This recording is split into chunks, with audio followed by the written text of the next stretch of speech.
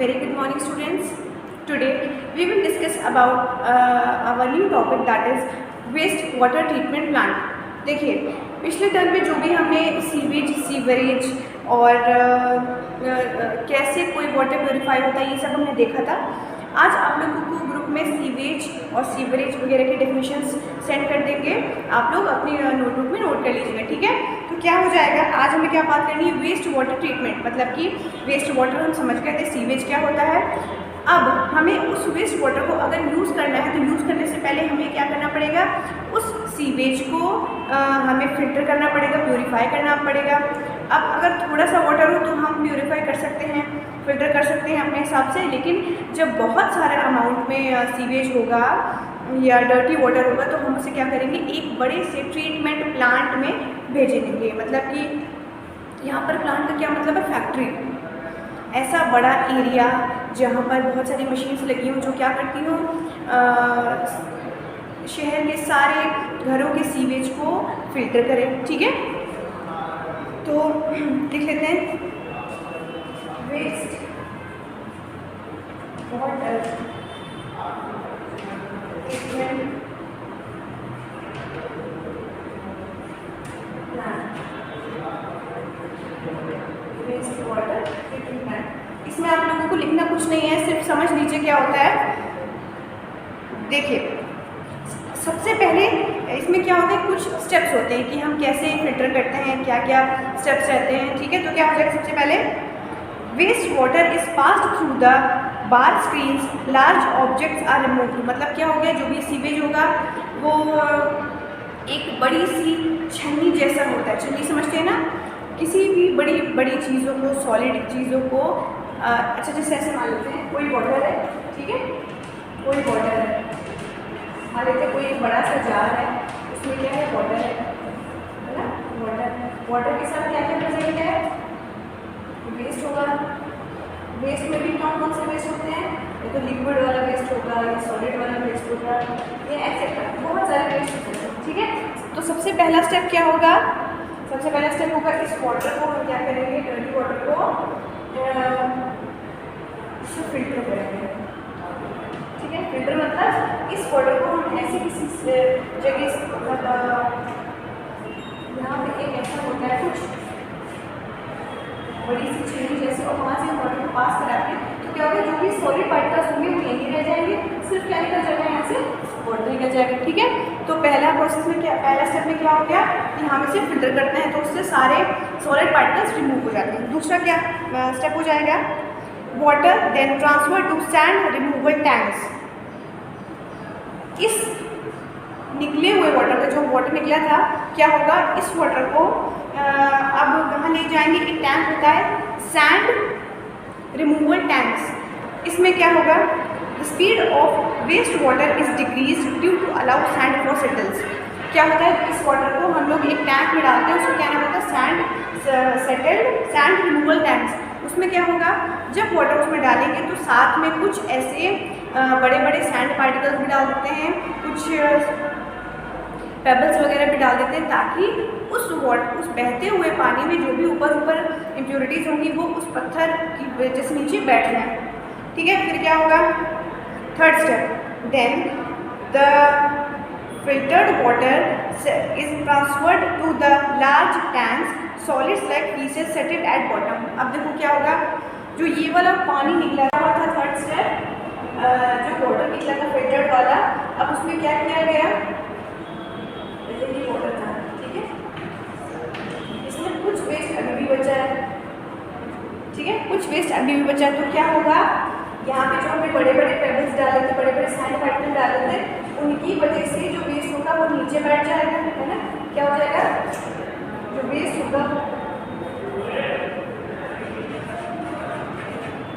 पानी कैसा हो जाएगा, ऊपर हो जाएगा, है ना, ऊपर हो जाएगा। फिर then water to large tanks, solids like pieces settle at bottom। अब देखो क्या होगा, जिस वाटर में जो वेस्ट वो नीचे बैठ जाए तो इसको क्या बोला जाएगा, इस मतलब अब इस वेस्ट का क्या नाम हो जाएगा, स्लज।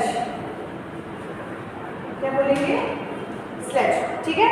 अब क्या होगा, जब हम ये स्लेज क्या करेंगे, इससे ये रहेंगे इम्प्योरिटी जैसे, और ये वाटर निकालेंगे, तो ये वाटर क्या हो जाएगा, क्लैरिफाइड वाटर, मतलब कि साफ पानी, लेकिन अभी पीने योग्य नहीं है, ठीक है, क्लैरिफाइड वाटर। उसके बाद लास्ट उसके बाद एक स्टेप और क्या है, इस स्लज को, है ना, इस स्लज को हम लोग कहाँ ट्रांसफर करेंगे, एक और टैंक में करेंगे। इस स्लज को हम लोग कहाँ ट्रांसफर करेंगे, एक अलग टैंक में करेंगे, मतलब कि ये जो पानी था, ये जो वाटर था, इसको क्या करेंगे, एक और टैंक में ट्रांसफर करेंगे। यहाँ पे कुछ ऐसे बैक्टीरिया प्रेजेंट होंगे, कौन कौन से, एनाएरोबिक बैक्टीरिया,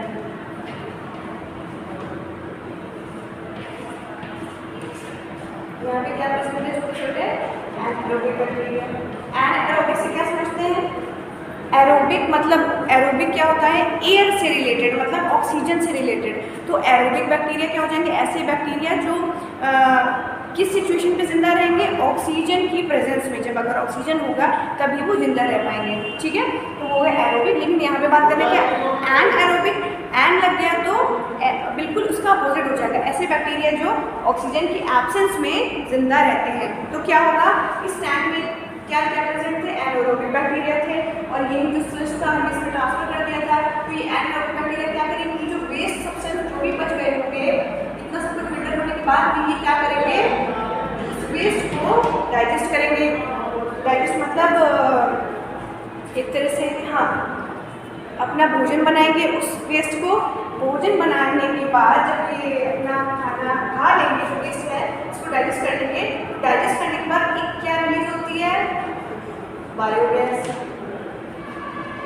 बायोगैस रिलीज होती है, और बायोगैस एक ऐसी गैस होती है जिसको हम फ्यूल की तरह इस्तेमाल कर सकते हैं, ठीक है, फ्यूल मतलब ईंधन, इसको इस्तेमाल कर सकते हैं हम। उसके बाद क्या हो जाएगा, नेक्स्ट स्टेप क्या है, air is pumped into the tank. अब देखो, जब हमने इस टैंक में ट्रांसफर किया था, अब क्या करेंगे, जितना एनाएरोबिक बैक्टीरिया ने जितना डाइजेस्ट कर लिया उतना कर लिया, उसके बाद जो पानी बचा उसको हम क्या करेंगे, एक नए टैंक में ट्रांसफर करेंगे। इसमें कैसे बैक्टीरिया होंगे, बिल्कुल अपोजिट वाले, एरोबिक बैक्टीरिया।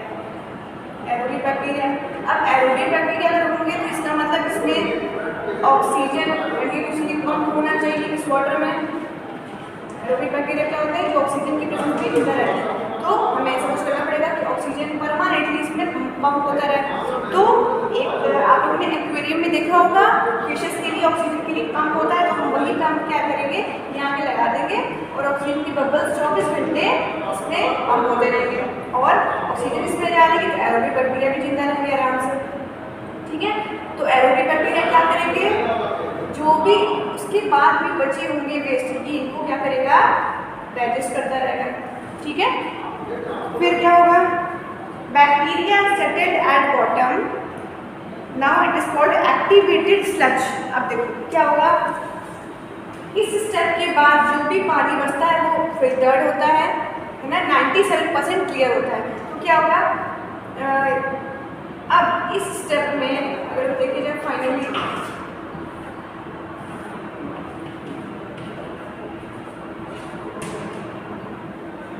ये दिखा रहा है थोड़ा सा प्योरिटी, बाकी सबके क्लियर वाटर। तो ये अब इस कंडीशन में इस पानी को क्या बोला जाएगा, एक्टिवेटेड स्लज,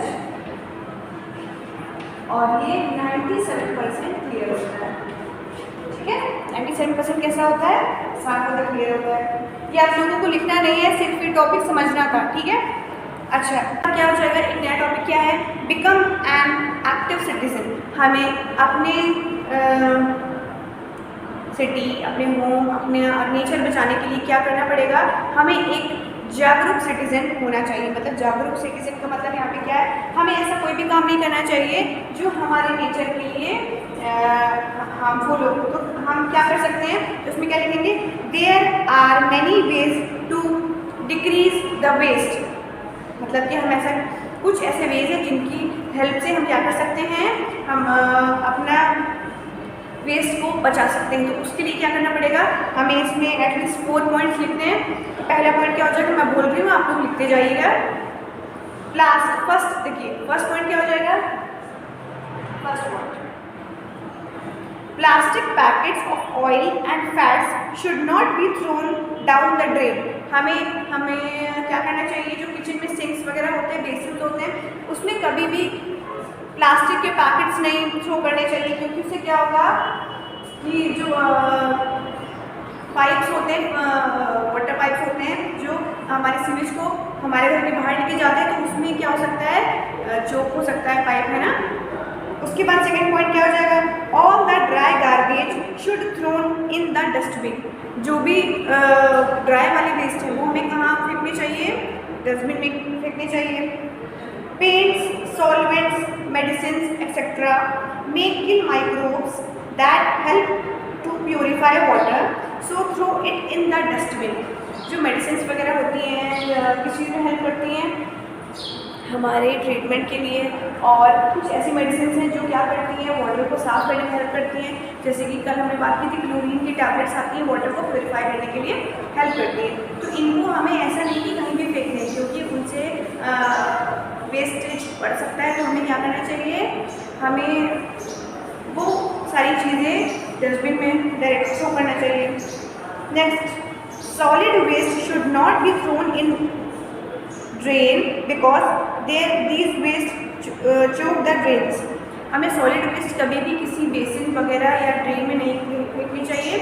हमें क्या करना चाहिए, हमेशा वो ड्राई वाली गार्बेज में हमें थ्रो करना चाहिए, ठीक है। तो ये सब आप लोग आपकी टेक्स्ट बुक में सारे पॉइंट्स दिए गए हैं, मैंने जितना बोला है आप लोग खुद लिख लेंगे चारों पॉइंट्स, ठीक है। और वेस्ट वाटर ट्रीटमेंट प्लांट का आप लोगों को कुछ भी नहीं लिखना है।